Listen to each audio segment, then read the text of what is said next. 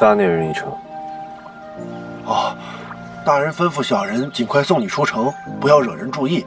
这纸艺城里人多眼杂，多一事不如少一事啊。陈荣逆没有告诉你我是谁吗？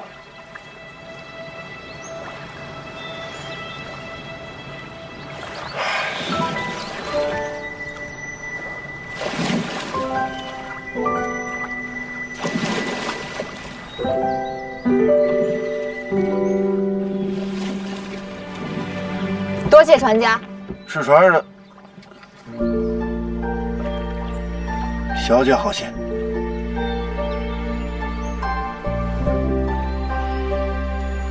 多谢小姐。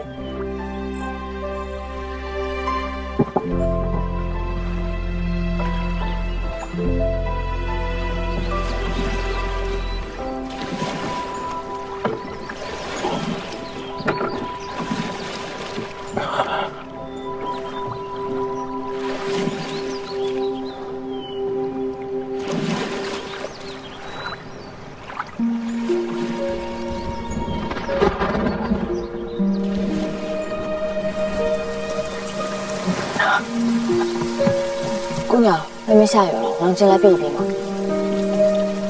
多谢多谢。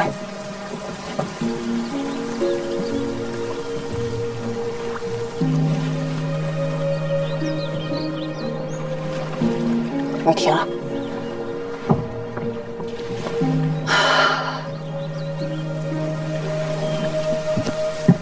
姑娘，雨又下了。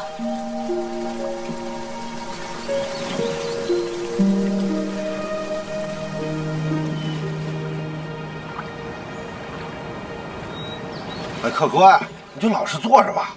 这老天让你坐，你不坐也得坐。坐吧。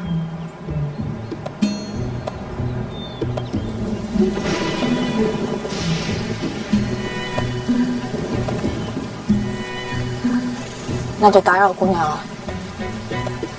郎君这是要去哪儿？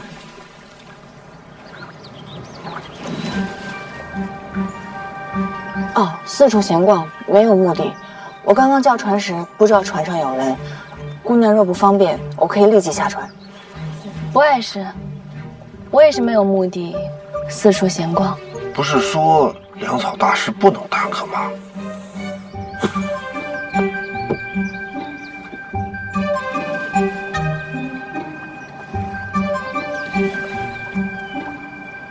很特别，然后很有张力，很有挑战，对我来讲是吸引力很大的。守护这么一个已经没有希望的残军，他依然坚守。我觉得其实这个人他是炙热的，是单纯的，他能在戏里面一人分饰两角，这个事情本身就很刺激，很有意思。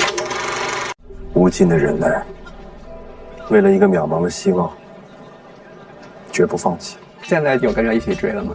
有，在追剧的过程中，作为观众视角去看怎么样？我可能很难作为观众的视角，对，还在审视自己，还在继续挖掘这个角色的可能性。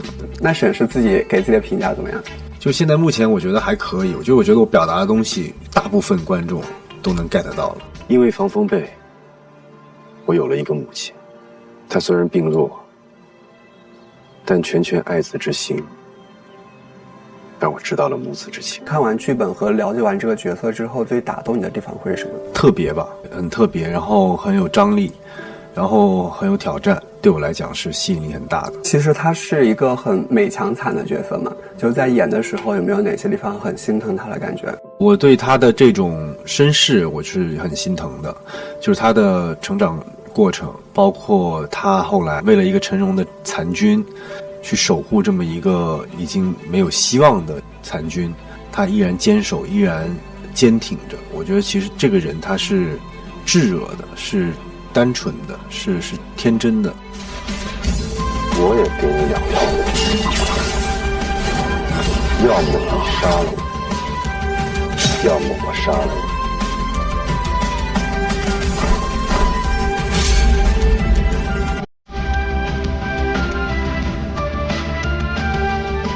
因为前期在拍摄之前我没有武术训练，跟吴芷老师已经进行过一番探讨，包括在后期拍摄的过程中也有经常跟老师去交流很多动作，因为我本身学舞蹈嘛，然后对这方面比较在行，然后很多动作包括相柳的这种他打戏的感觉我都有参与设计和交流，因为我希望相柳的打戏是不一样的，它是一个像舞蹈一样的存在。其实我对相柳的打戏我下了一盘棋，前期相柳的打戏其实大家现在能看到的播出的画面其实是比较优雅灵动的，像在跳舞一样的感觉，然后而且是干净利落的，是像在海底游泳那种自如，它甚至每一根头发好像都在打戏一样，然后像在写诗作画一样的感觉。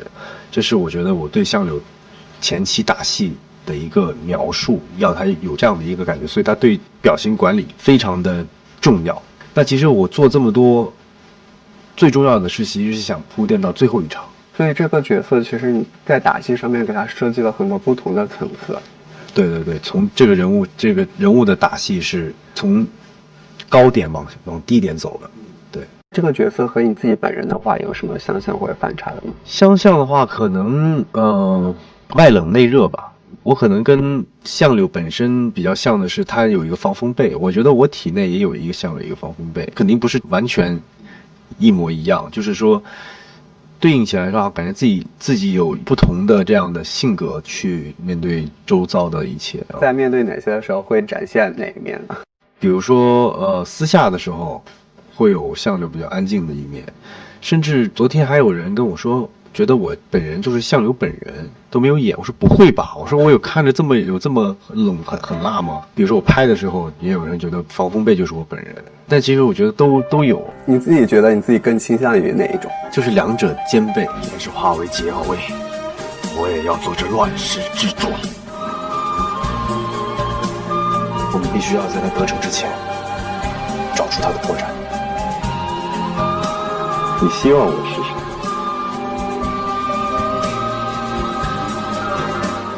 所以这和以往饰演过的角色是不是会有比较不一样的地方？当然，相当不一样。首先从造型上就很不一样，从来没有试过一头白发，然后他又不是从头到尾都一头白，他还有防风被的黑发，然后你又能在戏里面一人分饰两角，这个事情本身就很刺激，很有意思。更多的是我觉得这个角色他的那种内敛的表达吧，要用一张冰冷的脸，然后表达很多情绪，我觉得对我来说还是挺有挑战的吧。就演这种内敛的戏，是不是会比那种情绪张烈的戏可能会更挑战一些？我觉得不一样啊，情绪张力也有情绪张力的难啊，然后内敛也有内敛的难。我觉得每一种表达方式，我们不说表演了，就是表达方式，我觉得都是不一样的。上次拍海报的时候，发现其实你在很多时候就会很沉浸在相柳的状态里面，尤其是在拍戏的时候，可能会更加要在那个状态里面。这个是怎么一直在保持的呢？不知道为什么，就是你装扮上以后，你穿上那身衣服，那个感觉就自然而然来了。就像那天拍海报，我已经很久没有戴上那个头套了，然后没有穿那个衣服，我一穿上戴上头套，我说哇！我在化妆间的时候，我就一下哇，那个感觉瞬间又回来了，很自然的进入到他这个角色里面去了。我说如果要再让我再演一次，我感觉还是要再找一找的，对。但是呢，那种当时在拍摄的那种感觉，